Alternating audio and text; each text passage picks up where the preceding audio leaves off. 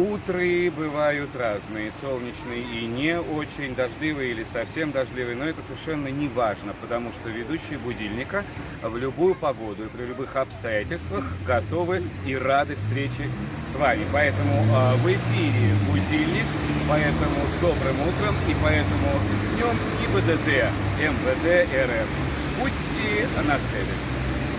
Правила дорожного движения появились задолго до, собственно говоря, создания самого транспорта, потому что еще первые путники отмечали свой путь разными способами. Например, надламливали ветки на деревьях, оставляли разные пометки на скалах или стволах, а также выделяли безопасную дорогу камнями. Ну, с появлением письменности стало еще проще и удобнее, потому что на камнях стали появляться надписи, а путешественники ориентировались по заметкам предыдущих путешественников.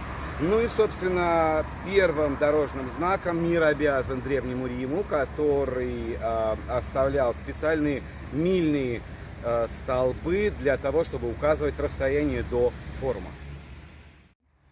Первые российские правила дорожного движения вышли из-под пера Ивана III, который упорядочил работу почтовых трактов, именно тех трактов, где меняли лошадей.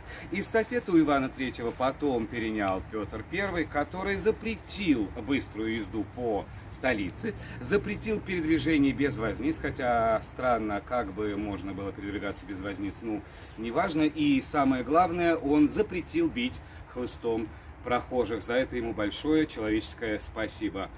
А теперь немного фактов. В 1718 году появилось первое полицейское управление, аналог современного ГИБДД, отвечающего именно за безопасность движения. Потом правила ширились, правила разрастались, и к 1883 году появилась настоящая инструкция, которая должна была быть у каждого городового, который регулировал движение. Ну, естественно, с тем, что возрастала интенсивность движения, возникла потребность в особой профессии, человеке, который бы это движение регулировал. И поэтому в 1908 году на Петербургскую дорогу вышел полицейский с элегантным белым жезлом в руке и приступил к своим обязанностям. Ну и, собственно, еще один немаловажный факт. В 20-х годах 20 века появляется первый, самый настоящий светофор.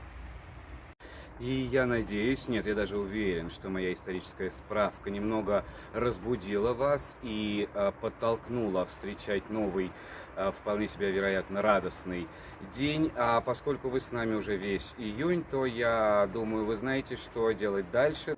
А дальше необходимо зарядиться во время зарядки, насытиться во время завтрака и обеда и увлечь себя разнообразными творческими делами, которые каждый день ждут вас на нашей досуговой онлайн-площадке «Мы и наши дети. Лето 2020». Ну и напоследок еще мое любимое. Сегодня, оказывается, день благодарности своему отражению, это для хорошего настроения. Сегодня день благодарности кондиционеру, что тоже немаловажно в этот период времени. И сегодня день рождения Куангуанга. Кто такой Куангуанг, неизвестно никому, поэтому я поздравляю вас с днем работников безопасности движения, то есть защитников нас во время этого движения. Ну и, собственно говоря, с днем рождения, Куангуанг.